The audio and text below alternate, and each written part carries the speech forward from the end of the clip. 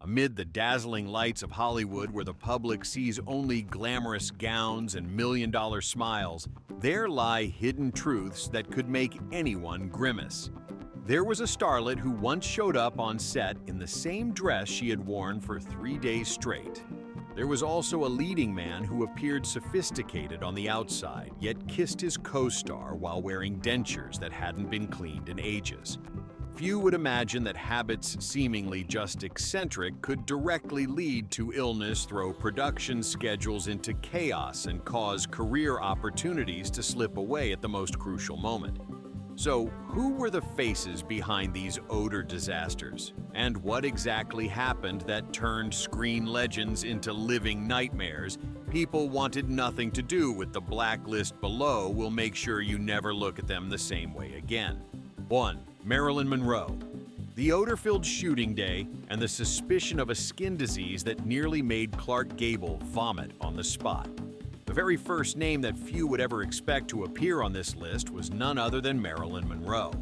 When speaking of the beauty icon of the century, people immediately think of her shimmering platinum hair, porcelain skin, the smile that could melt millions of hearts, and the legendary line that she wore nothing but Chanel No. 5 to bed. Yet, behind the dazzling glow and seemingly flawless frames of Hollywood was a secret that left anyone who heard it stunned. There was a day on set when Marilyn nearly made the king of Hollywood, Gable, vomit right in front of the camera simply because of body odor. In the summer of 1960, the crew of the Misfits was stationed in the Nevada desert. The outdoor temperature soared beyond 40 degrees Celsius, the blazing sun beat down on every tent roof, and the wind carried sand into every crevice, even into the layers of makeup.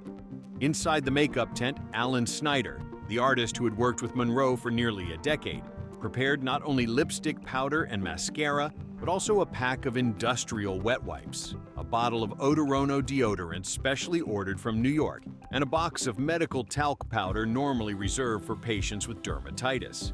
For he knew all too well Monroe's unspeakable habit. She often showed up on set still wearing the same dress from the previous day, with the same unchanged underwear beneath it. Snyder had even overheard her personal assistant whispering that she had just visited a dermatology clinic in Beverly Hills for red rashes caused by tight clothing and insufficient hygiene. Joan Reardon, the wardrobe assistant, recalled in an interview with the Los Angeles Times in 1983, "I was only a few steps away from her, yet it felt like I was inhaling a dense cloud of smoke. It wasn't the alluring Chanel fragrance everyone worshipped, but Chanel that had been cooked for hours under the desert heat blended with sweat and a suffocatingly peculiar odor. It clung to the throat, making me want to throw up instantly." That day, director John Hughes was preparing to film The Sunset Kiss, a scene that 20th Century Fox had promoted as the most romantic moment of the decade. Gable walked up struggling to maintain his composure, though his hand clenched involuntarily. The camera rolled. Marilyn leaned in, lips drawing closer. Gable suddenly grimaced and subtly turned his head away. Houston immediately shouted "cut" and demanded a retake. The second time, Gable leaned into his assistant Edward F. Purdam's ear, his voice breaking as he fought the urge to gag Eddie. The smell coming off this woman could knock out a horse. "If I have to press my face against hers one more time, I swear I'll pack my bags and head straight back to the hotel," Fred Collins, the lighting technician, recalled. "We were standing several meters away, yet it still hit us in the face." After that scene, Gable disappeared for nearly an hour, and Houston had to completely change the camera angles so they wouldn't have to get that close again. The Nevada State Journal only dared to allude to it, writing, "Not every moment on set smells like roses." But for those who had been there, the memory of that Nevada sunset was not only scorching, but also thick with a stench no one wished to relive. If Marilyn had forced the king of Hollywood to keep his distance at all costs, then the silent film legend who followed her on this list created an odor disaster so overwhelming that the entire editing room at United Artists had to fling open every window for hours just so people could breathe. To Charlie Chaplin, the peculiar stench habit that made everyone want to avoid him. Charlie Chaplin has always been celebrated as an immortal icon of laughter, a genius who made the world bow with the Kid City lights in modern times. But for those who once worked closely with him on set, the memory of Chaplin was not only tied to rounds of thunderous applause, but also to an odor nightmare no one ever wanted to recall over lunch. Crew members said that Chaplin had a bizarre creative principle that bordered on the unbearable. Whenever he was in the midst of inspiration, he would absolutely refuse to bathe, change clothes, or even wash his costumes. In 1928, while filming The Circus, Chaplin wore the same heavy wool suit for 3 consecutive days under sweltering heat, with the shirt beneath it soaked through with sweat. When a wardrobe staff member timidly suggested otherwise, he simply smiled and replied, "If I bathe, all my inspiration will wash away with the water." But the true nightmare didn't stop there. Chaplin almost never washed his hats or coats. The iconic bowler hat in City Lights went through the entire shooting season without ever being cleaned. By the end, the odor of sweat, tobacco, brandy, and dust had seeped so deeply that anyone who accidentally touched it would instantly recoil in disgust. A wardrobe worker from United Artists even claimed that after the season ended, the hat was sealed away in its own cloth bag, and no one ever dared to open it again. In the summer of 1931, while Chaplin was editing City Lights at United Artists, the small room no larger than a matchbox was sealed shut to keep dust out. He entered shaking hands and chatting enthusiastically. Barely 10 minutes later, editor Henry Bergman quietly cracked open one window.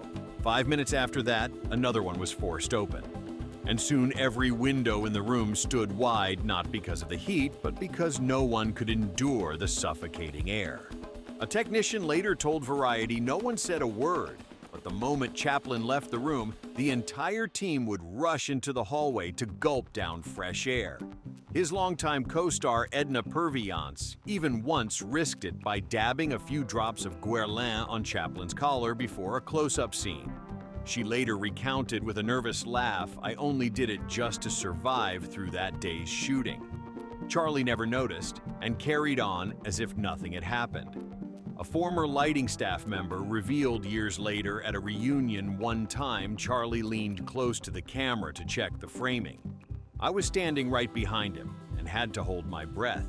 I swear to God, I had never experienced a smell like that in my entire life."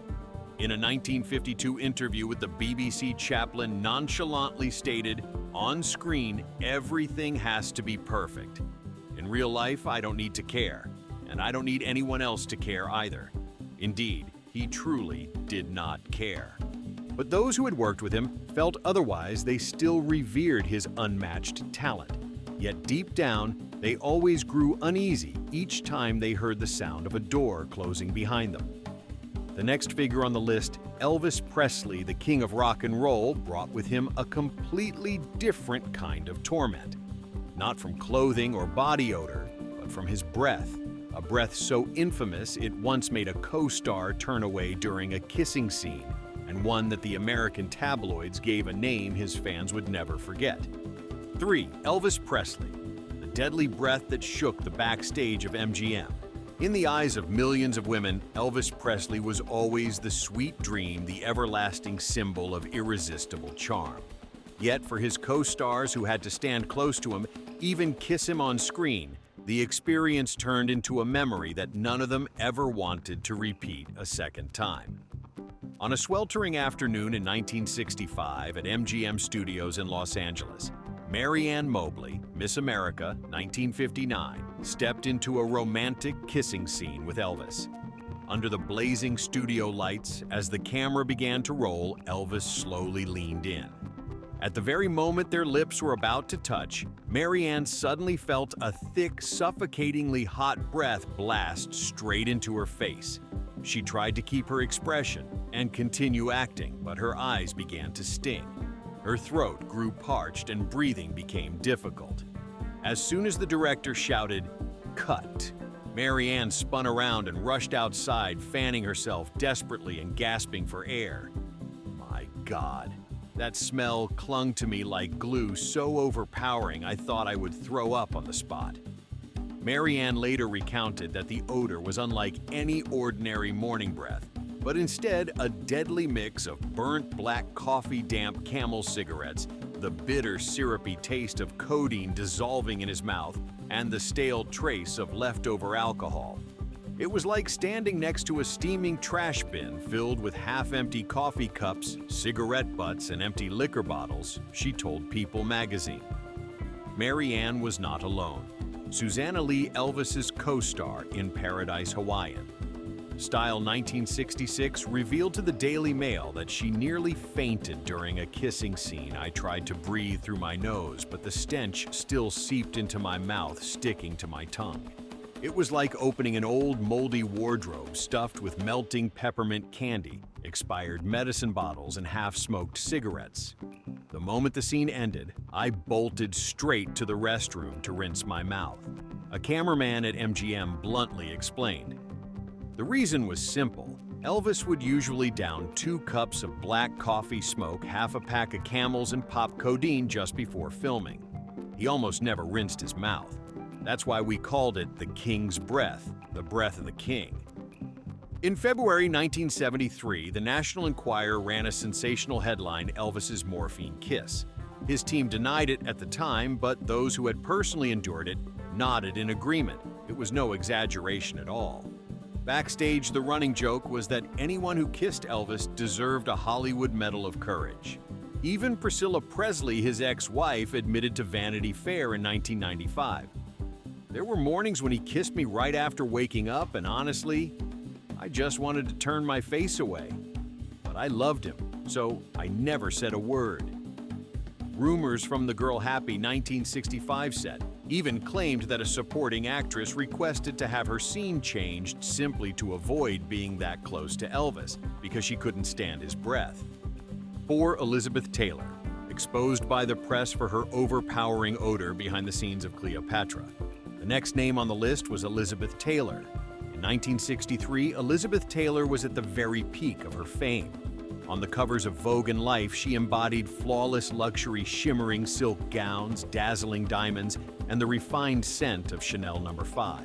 Yet in the scorching summer of Rome, an Italian newspaper published a story that sent shockwaves through her immaculate image.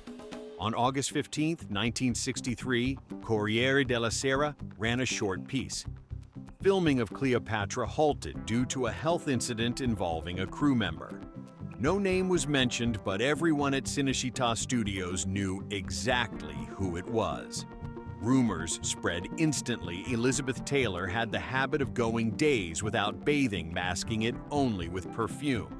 According to her makeup artist, Marco Bellini, that day's scene was filmed inside a sealed set with outdoor temperatures close to 40 degrees Celsius, and even hotter inside due to dozens of high-powered lights. Taylor wore a royal gown weighing over 20 kilograms, a massive wig, and sweat poured down her body. Between filming days, she neither changed clothes nor bathed, merely spraying herself with Chanel No. 5 repeatedly. At first, the fragrance seemed pleasant, but once it mixed with sweat and melting makeup, it became pungent, suffocating, and hung heavy in the air. Barely 10 minutes after shooting, began a wardrobe assistant bent down to adjust the hem of her dress. Within seconds, he sprang back up, covering his mouth, staggering a few steps backward before vomiting onto the prop carpet. The entire set fell silent. 2 extras nearby quickly fled, outside hands over their noses, faces pale. The scene was halted immediately. The doors were flung open, industrial fans roared at full speed. Taylor was escorted to a private area to rest, while the soiled carpet was rolled up and taken away. A lighting technician confirmed to La Repubblica this wasn't the first time. There were weeks when she went 3 or 4 days without bathing. Perfume only masks it at first. After that, it makes things worse. The studio offered no comment, but the British tabloids, including the Daily Sketch, seized on the story, dubbing it Cleopatra's foulest secret. On screen, Elizabeth Taylor remained the legendary queen. But for those present that day, what stayed in their minds was the scramble to get outside for fresh air and the sight of vomit staining the golden carpet. And only a few years later, Hollywood would face yet another king whose co-stars abandoned scenes for the very same reason. This time, however, the culprit was not perfume, but breath so acrid that even Clark Gable himself could not hide his revulsion before the camera. 5. Clark Gable, the illness that turned his breath into a horrifying nightmare. When people think of Clark Gable, they immediately picture the embodiment of a perfect gentleman, handsome, sophisticated, charming, and irresistibly magnetic. Yet behind that polished exterior was a truth that no one who had ever been close to him could forget. Gable's breath was unbearably foul. It all began in the 1930s, at the height of his career. According to a former MGM medical staff member, Gable had suffered from chronic periodontitis since his youth. The disease gradually caused most of his teeth to fall out, forcing him to wear full dentures at an early age, something that was never publicly revealed while he was alive.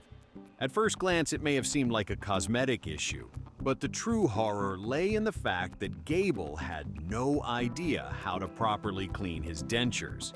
Each day, the acrylic plate pressed tightly against his inflamed gums trapped bacteria food particles, the lingering stench of bourbon, and the smoke of countless cigarette vices he indulged in heavily. The result was a stench so overwhelming that crew members behind the scenes nicknamed it the death breath of Hollywood. Vivien Leigh, his co-star in Gone with the Wind, 1939, once whispered to columnist Hedda Hopper, "He was polite, charming, until he came close. When he kissed me, I had to hold my breath, or I would have surely thrown up." Her complaint was no exaggeration. On set, everyone knew about the infamous Gable smell. A makeup artist told NBC in 1965 that if Gable walked into a closed room, the odor would cling to your clothes like smoke and sting your eyes. The worst incident occurred in 1960 while Gable was filming The Misfits alongside Marilyn Monroe, an unnamed supporting actress shared with Variety. The kiss lasted only a few seconds, but it felt like kissing a manhole cover. After the scene, she quietly left the set, ran into the makeup room, and vomited violently. A Life magazine reporter who witnessed the episode noted in his backstage journal, "I had never seen a kiss turn someone's face pale in an instant." The story spread so widely that in Hollywood circles, the phrase Gable's breath became a metaphor for any experience so dreadful it was impossible to endure. Beyond traumatizing his co-stars, his poor hygiene had severe health consequences. Chronic periodontitis left Gable with constant oral infections and once nearly led to sepsis. A doctor who had treated him told the Los Angeles Examiner in 1965, if he had taken better care of his dentures, he might have avoided many of these serious health problems. Ironically, Gable himself had once mocked Marilyn Monroe for her hygiene issues, yet behind the scenes, he was far worse. Still, no one dared openly criticize him, and his image as the flawless gentleman remained intact until after his death when the truth began to surface. Hollywood thought it had finally bid farewell to that horrifying stench. But soon, another madman appeared, this time with an odor not only from his breath, but radiating from his entire body, more lingering and more pervasive. And that name was Marlon Brando. 6. Marlon Brando, the scent of wild nights that haunted entire film crews. What few would ever have expected about the legendary Marlon Brando was his habit of frequently forgetting to bathe. Brando was once seen as a symbol of raw sexual allure, brooding charm, piercing eyes, and a voice that hypnotized audiences. Yet away from the lights when he left the set for all-night parties that stretched into the early morning, he left behind something else, entirely an odor that haunted anyone who stood too close.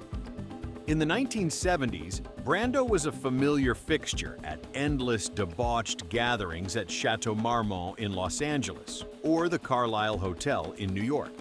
He was often spotted stumbling out at 5 in the morning, his hair-disheveled shirt wrinkled and his collar soaked in a strange cocktail of expensive cologne and the lingering scent of another person's skin. And that other person, according to whispers in the industry, was not always a woman. In a 1979 interview with journalist Lawrence Grobel, Brando nonchalantly admitted, "I have loved men the way I have loved women.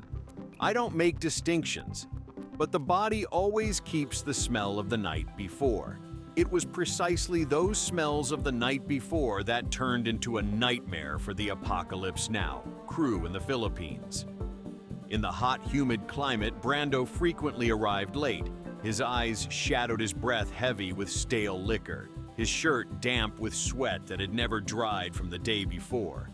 But the worst, according to the makeup department's account to the Los Angeles Times, came the moment he sank into the makeup chair. Within seconds of him leaning back, my throat closed up.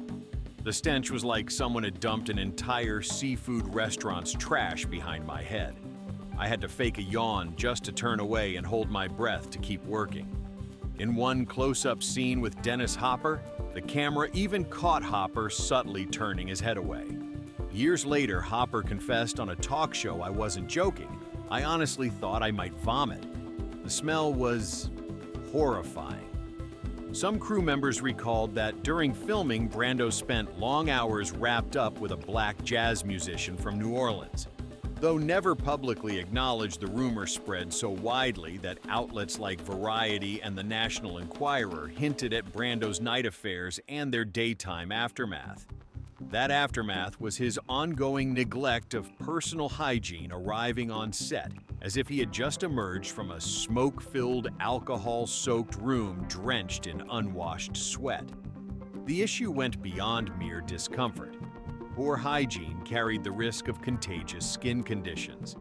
Dermatologist James O'Connor, speaking on Hollywood Health Report, explained, "When someone neglects personal hygiene after hours of intimate contact, drinking and smoking, bacteria multiply quickly, leading to dermatitis, pustules, even cross-infections. This isn't just about courtesy, it's about public health." And if Marlon Brando once left entire sets reeling with the scent of a body that carried stories of the night before, the next figure went even further, forcing people to literally cover their noses whenever his name came to mind. 7. Humphrey Bogart, the silver screen gentleman and the secret of the death breath that haunted his co-stars. In March 1950, at Warner Brothers headquarters in Burbank, a strange appendix to a contract suddenly began circulating internally. It contained a line so specific, it was almost unbelievable. Every close-up scene with Mr. Humphrey Bogart requires props, including a bottle of mouth spray breath mints and a minimum distance of 30 centimeters until the director calls action. That clause was strictly forbidden from being revealed to anyone outside the core crew. It wasn't until 1982 that an article in the Los Angeles Times finally exposed the truth behind that bizarre appendix. An anonymous makeup artist recalled, "We never started with hair or foundation when Bogart came in. The very first thing was always to spray his mouth and place a mint on his tongue. The reason was simple: his breath could burn the lining of your nose." Bogart chain-smoked relentlessly, according to his personal assistant, around 4 cigarettes every hour, nearly 3 packs a day. On top of that, untreated periodontitis cost him nearly all of his real teeth by the age of 43, forcing him to wear dentures. But instead of fixing the problem, the dentures only made things worse. The metallic taste whiskey cigarette smoke and bacteria mingled together into a dreadful cocktail. Katharine Hepburn once candidly admitted in a 1968 interview with BBC Radio 4, I had never kissed anyone who made me want to cry like that. Not from emotion, but from my eyes watering. His breath was like wet ashes left too long in a sewer. It wasn't just his co-stars. Even John Huston, the director of The African Queen, confessed that he repeatedly had to stop filming and change camera angles because Bogart made his scene partners so uncomfortable they could barely steady their hands for dialogue. A script clerk was even replaced after just 2 days, unable to endure the lingering stench in the air that she described as something long dead smoked over with scotch and tobacco. The heat of the studio lights only made matters worse, causing the odor to intensify. Ernest Laszlo, the film's cinematographer, once wore a medical mask, something unheard of at the time, and officially reported the reason as light sensitivity. After Bogart's death in 1957, an anonymous crew member confided to the National Enquirer, no one said anything while he was alive out of respect. But the truth is, everyone dreaded close-up kissing scenes. Some actresses even turned down roles just because Bogart was the co-star. 8 Judy Garland, The Musty Night on Set, and The Truth That Left the Crew Stunned. The 8th name on this list is Judy Garland. On April 17, 1954, at the set of A Star is Born in Hollywood, the lights were still blazing past 3 a.m. At that time, I was a young reporter allowed to stand backstage and observe the filming. Everyone was waiting for Garland to appear for the film's climactic scene. Assistants scurried back and forth, whispering nervously to director George Cukor. She's on her way, but she doesn't look good. Then the dressing room door swung open. Garland emerged, but not as the radiant screen goddess adored by audiences. Her hair was a mess, her red lipstick smeared as if she had just eaten hurriedly in the dark, her eyes bloodshot, and above all, the smell. A suffocating mix, sour sweat, gin sedatives, cigarette smoke, and a musty odor like unwashed bed sheets left for days. I remember vividly how at that moment the stage lights seemed to dim and lose their brilliance. Jack Carson, her co-star, stepped forward and forced a smile. But after only a few lines, he froze, grimaced, and turned his head away. Through clenched teeth, Carson whispered, "George, I can't stand any closer." "Don't you smell it?" Cukor immediately signaled the cameras to stop. The atmosphere on set grew heavy and suffocating. A female makeup artist who approached to adjust Garland's dress instantly broke into a coughing fit covering her nose. A cameraman near me muttered under his breath, "This smell? It's gonna cling to the entire set." The breaking point came when a young stagehand, barely 2 weeks into the job, suddenly bolted behind the props and vomited violently. The sound echoed across the silent soundstage. Everyone froze in shock while Garland, dazed and bewildered, asked softly, "What's going on? Why is everyone looking at me like that?" The next morning, the Los Angeles Mirror ran a story without naming names, hinting only that a legendary star caused production to halt due to a serious personal issue. But in the industry, there was no mystery. Everyone knew it was Judy Garland. And therein lay the most painful irony. On screen, she still shone like an angel. But in real life, Judy had become a nightmare of personal hygiene, leaving behind memories that no one who witnessed them ever wanted to recall. 9. James Dean, The Room of Lingering Odors and the Morning That Made the Entire Set Vomit. On the morning of July 21, 1955, at the Rebel Without a Cause set at Warner Brothers in Los Angeles. The clock had just struck 6:15, yet the air was already buzzing with anticipation for James Dean's arrival. The green-painted wooden door swung open, and Dean walked in, his hair tousled, as if he had just woken up, a black leather jacket draped loosely over his shoulder. Instantly, a heavy wave of scent rushed out, sweet, sharp, and suffocatingly pungent French soap, blended with Dior Eau Sauvage Lucky Strike cigarettes, and hard to put into words, yet unmistakable, the fresh scent of flesh after a night of passion. I stood right next to Natalie Wood and noticed her gaze lingering longer than usual. Yet, the first person to blush wasn't Natalie. A makeup artist who had cleaned Dean's dressing room just 10 minutes earlier came rushing out as if carrying a deadly secret. Her voice trembled as she whispered to me. There were still 2 clear imprints left on the bed, and they weren't from a woman. Besides, the Marlboro smell lingering there was completely different from the cigarettes Dean usually smokes. When I stepped into the room, I saw whiskey bottles scattered across the floor, a men's shirt still smudged with faint lipstick stains, and in the corner a pair of unfamiliar shoes that belonged to none of the costumes. A lighting technician nearby lowered his voice almost to a whisper. Dean didn't sleep alone last night, and you know exactly who it was. Of course, that secret would never be acknowledged publicly, but everyone on set that day could feel a vague, uneasy tension in the air. The morning scene was stiff. Dean still performed brilliantly, but his eyes seemed haunted by something unspoken. A journalist from the Los Angeles Mirror who happened to be there wrote James Dean was beautiful beyond reality, but around him lingered an atmosphere that made people uneasy. Only 2 months later, on September 30th, 1955, Dean died in a horrific crash on Highway 46. And the secrets of nights with men rooms reeking of liquor and flesh were buried forever with him. But Hollywood has never truly slept. And then, from the early 1960s, another star stepped into the light, Rita Hayworth. Once hailed as America's goddess behind the glamour, the stories about her body left even deeper scars of unease.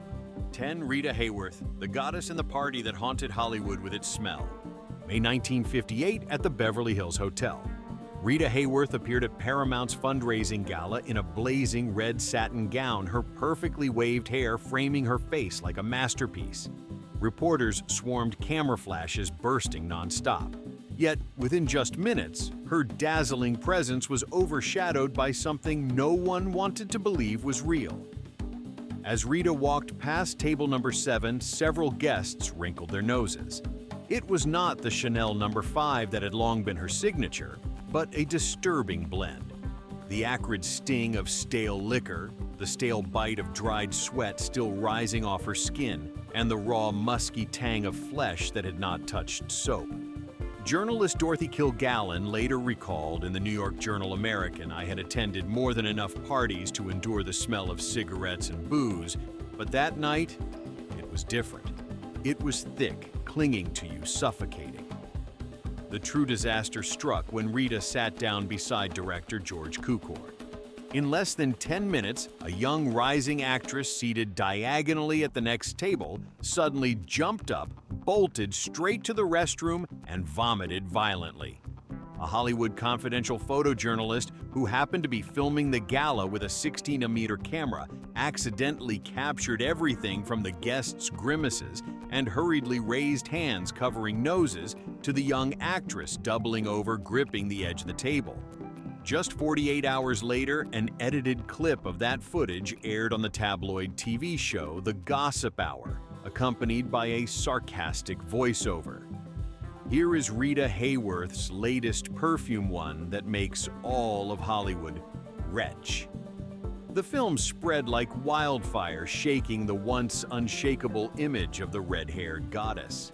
Headlines blared across the press, Rita Hayworth the legend and the unforgettable stench. Paramount scrambled to contain the story, but that evening's tale became an underground Hollywood legend, one that made everyone shudder at the mere mention. But if you thought Rita was the peak of Hollywood's hygiene scandals, you were mistaken. A few years earlier, another legend, Errol Flynn, had horrified co-stars not only with his stench, but also with personal habits so appalling they forced entire film crews to evacuate mid-shoot. 11. Errol Flynn. The day the entire Warner Brothers set had to flee because of an unbearable stench. Burbank, summer of 1951. Stage 4 at Warner Brothers was sweltering, the powerful studio lights turning the air into something thick and suffocating like a giant furnace. The crew of Adventures of Captain Fabian was frantically preparing for a climactic scene when Errol Flynn made his entrance. From a distance, he still embodied the familiar image of the adventurous gentleman's slicked back hair gleaming, a white linen shirt undone at the chest, velvet trousers hugging his frame, and a worn leather riding belt. Yet, the moment he took a few steps closer, the entire atmosphere shifted completely. A suffocating odor rolled in a heavy mix of stale rum lingering on his breath, half-burnt cigarette smoke clinging to his hair, thick sweat from days without bathing, and the musty scent of fabric still damp with sea salt from an offshore shoot 2 days earlier. It wasn't just slightly unpleasant. It was the kind of stench that could knock a person off balance. Actress Micheline Pressel later recalled in Paris Match. The moment he leaned in close to deliver his lines, I could barely breathe. My throat tightened and I had to hold my breath until the director called "cut." But the real shock came during the third take. As Flynn lunged in to embrace his co-star director, William Marshall's voice came faintly through the intercom, echoing in every crew member's earpiece. "Somebody open a window right now," or "I'll throw up on the spot." Only seconds later, an extra, his face drained of color, bolted for the door and doubled over, vomiting into a trash can nearby. What no one realized was that the secondary camera had kept rolling, capturing the entire scene. According to former sound technician Jack Morris, the footage was later sold by an anonymous employee to Confidential magazine, which immediately splashed it across a full-page spread under the blazing headline, "Errol Flynn, the Scent of a Legend." The article revealed the cause: Flynn had just come off an all-night party at his Mulholland Drive mansion filled with hard liquor, cigarettes, and guests that included both men and women.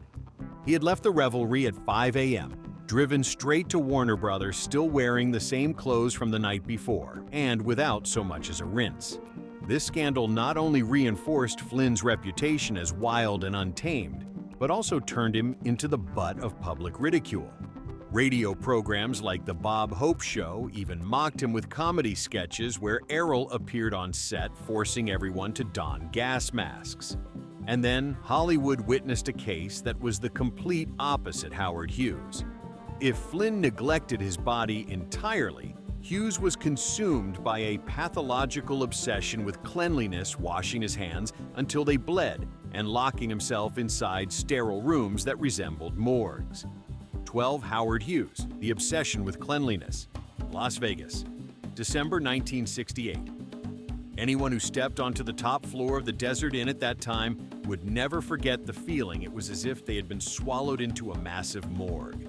Not a sound, not a shred of natural light, only the overwhelming reek of medical alcohol filling the air, mixing with the plastic stench of freshly unwrapped table covers and bed sheets sealed in 3 layers of nylon. Howard Hughes, the billionaire filmmaker and aviation tycoon who had once been the most powerful man in Hollywood, was now just a frail, skeletal figure hidden away behind walls of Kleenex boxes stacked high like barricades. He wore faded pajamas that hadn't been washed in months, yet he forced his servants to disinfect their hands with alcohol so harsh it burned the skin before handing food through a narrow slot in the door. Ricardo Rick Mendez, a former servant, later revealed to the Los Angeles Times, "I once saw Mr. Hughes make an assistant wash a soda can 30 times before bringing it into the room. One day, I accidentally placed a tray just a few centimeters too close to the door, and he shouted through the intercom, 'Back away, you're letting germs crawl in.' His voice was trembling, and I could clearly hear the ragged, panicked breathing of a man in the grip of hysteria." Even more shocking, Rick recalled that amid the overpowering stench of Lysol, there lingered another odor, the stale musk of unwashed sweat soaked deep into his hair and bedsheets, a damp, moldy smell like opening an old wardrobe that hadn't seen sunlight in years. He feared the world was dirty, but he never realized that his own body was rotting away in that obsession. CBS journalist Mike Wallace secretly visited the Desert Inn in 1976, and in a special broadcast he described, "The room was no longer a place fit for a human being. It was a quarantine chamber where Howard Hughes had turned himself into a breathing mummy." When Hughes died aboard his private jet in April 1976, medical staff reported that his fingernails had grown long like talons, his hair was matted into tangled clumps, and his breath carried the stench of years without dental hygiene. And yet, bizarrely, his body still faintly reeked of Lysol, the very scent he believed would keep him clean until his final breath. In stark contrast to Hughes, who shut himself away from the world inside sterile walls. Montgomery Clift collapsed in full view of everyone, and from that moment on, the stench of alcohol, dried blood, and painkillers became a haunting mark that followed him every time he stepped under the studio lights. 13. Montgomery Clift. From Hollywood icon to the acting corpse. Beverly Hills, the night of May 12, 1956. The sharp screech of brakes tore through the still darkness, followed by the horrifying crash of twisted metal. Montgomery Clift's car slammed into a tree right outside Elizabeth Taylor's home, and in that single devastating moment, the face once hailed as the most perfect in Hollywood was shattered. The first to rush to the scene was Kevin McCarthy, his close friend and an eyewitness to the tragedy. He later recalled in Vanity Fair, "When I opened the car door, I nearly vomited on the spot. The stench of blood was overwhelming, mixed with stale whiskey painkillers and the acrid reek of a half-burned cigarette. Monty's face was mangled beyond recognition, his teeth scattered all over the seat, and his breath reeked like an emergency ward. Only this wasn't a hospital, it was Liz's front yard. Elizabeth Taylor, still in her dazzling evening gown, came running, collapsed beside Monty, and without hesitation thrust her hand into his mouth to pull out a broken tooth that was blocking his airway. That image was later described by Life magazine as a life-saving moment in the midst of hell. But for many who were there, the most haunting memory wasn't the sight. It was the smell, the mix of blood liquor and medicine clinging to Liz's hands for the rest of the night, forcing her to scrub them dozens of times before it finally faded. After the accident, Monty never truly recovered. He lived with relentless pain, growing ever more dependent on morphine and alcohol. Colleagues said you could always tell when he arrived on set by the smell alone, the sharp bite of alcohol, the bitterness of painkillers, and the mustiness of clothes left unwashed for too long. On one occasion, a young cameraman whispered under his breath, "He's like a walking hospital, except this patient can still act." Monty went on making films, but his body and spirit steadily deteriorated. Hollywood began to cruelly brand him the acting corpse, a merciless nickname that nonetheless reflected the harsh truth of his condition. And while Monty surrendered all standards of hygiene under the weight of addiction and suffering, Joan Crawford represented the exact opposite, a woman so pathologically obsessed with cleanliness that she turned every home she lived in into a sterile laboratory, leaving Hollywood both awed and horrified. 14. Joan Crawford. The woman obsessed with toilets. Los Angeles, 1968. CBS television arrived at Joan Crawford's private residence to conduct an interview. Long before that veteran columnist Hedda Hopper had remarked, Joan's house isn't a home, it's a giant sterilization lab. The walls were a spotless white, the curtains pressed to perfection as if fresh out of a box, and the overpowering sting of Lysol filled the air so strongly it seared the nose. A new assistant later recounted in The Hollywood Reporter, "All it took was me accidentally leaving a fingerprint on the glass table, and she flew into a rage.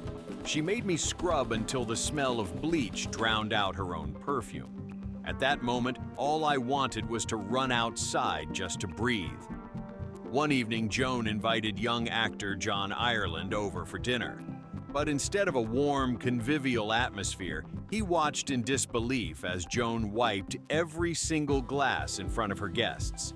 Each time someone set their glass down, she would immediately snatch it away and wash it again.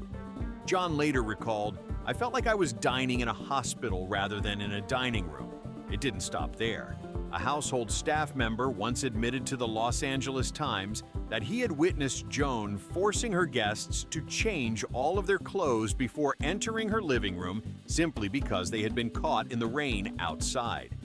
On one occasion, an elderly woman even vomited into the sink from the overpowering stench of disinfectant, only for Joan to demand that she clean the mess herself before leaving.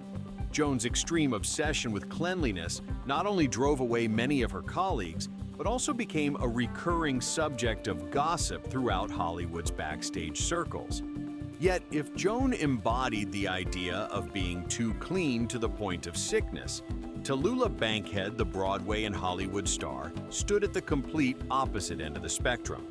15. Tallulah Bankhead, the house of stench that made guests vomit on the spot.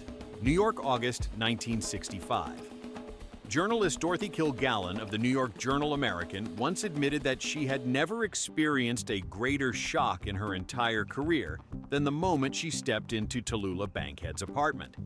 The instant the door opened, a horrifying wave of odor hit her straight in the face. Stale cigarettes, cheap gin days-old sweat-rotting food, and even the revolting stench of what smelled like decomposing animal remains.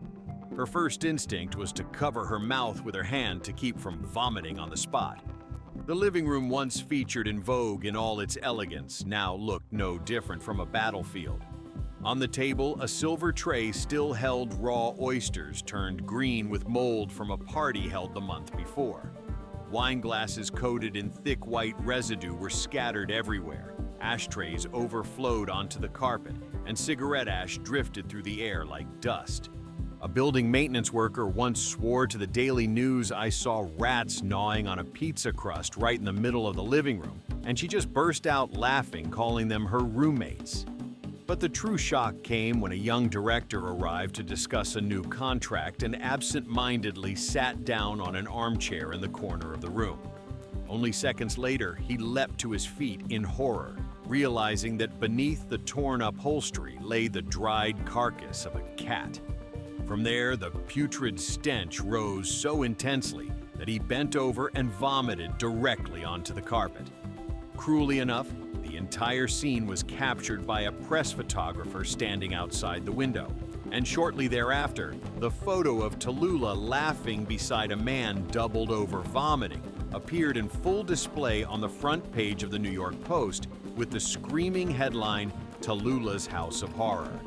When confronted about the incident, Tallulah lazily blew cigarette smoke into the reporter's face and rasped, "If they want the smell of roses, they should go to someone else's house, not mine, darling." That remark, along with the shocking photo, marked the end of the glamorous image Tallulah had spent years carefully building. And so, Hollywood closed the chapter on yet another name in the long list of legends who dazzled on the outside but whose private lives were so disturbing, so haunting, that no one ever wanted to come near. These are the very stench-filled secrets that Hollywood tried to bury for decades. Behind the dazzling lights and glossy magazine covers, the truth sometimes leaves people more stunned than any film could ever manage. And what about you? If you were to meet them in real life, would you have the courage to stand close and strike up a conversation? Share your thoughts in the comments below, and don't forget to hit subscribe and turn on the notification bell so you won't miss other shocking secrets from the heart of Hollywood.